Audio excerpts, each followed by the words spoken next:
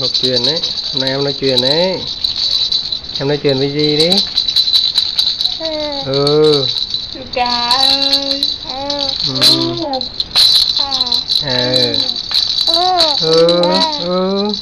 Học truyền chăm chú hết đấy. Ca ơi. Nói chuyện chăm chú anh. Ông ai nói chuyện với em á?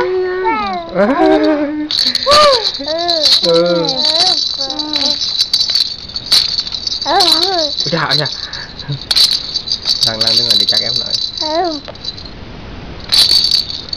Em lại làm rộng sạch sẽ cho anh được.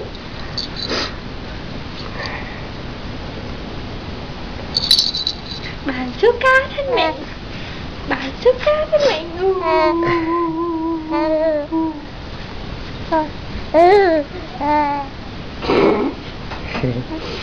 Đạp múa. Đạp liên tục.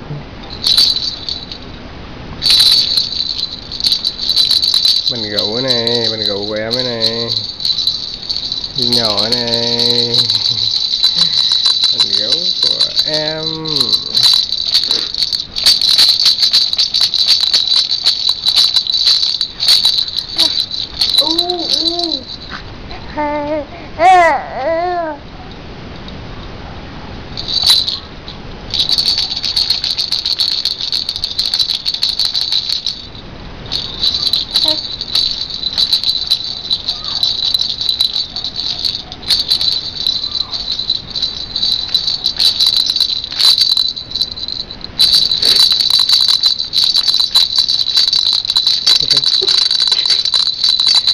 Đạp múa. Cười đấy con. Cười lên đi thì bà quay.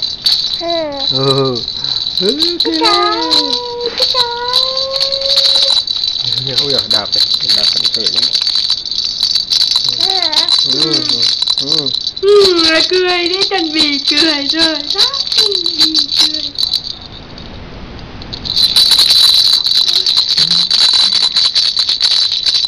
Cười đi em.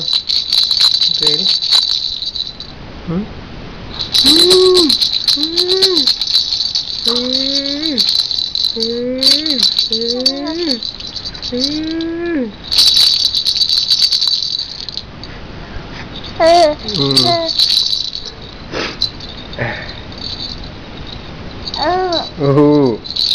Học truyền đi.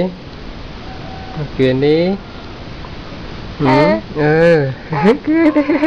Tự cười. Cười đi con, cười lên đi, đẹp này. Làm diễn viên nhé.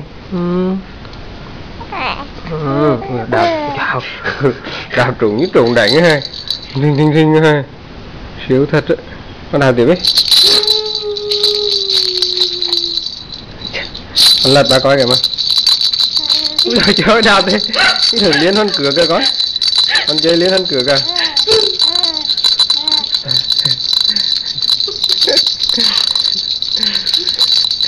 Đạp múa nữa. Cả tay cả chân luôn.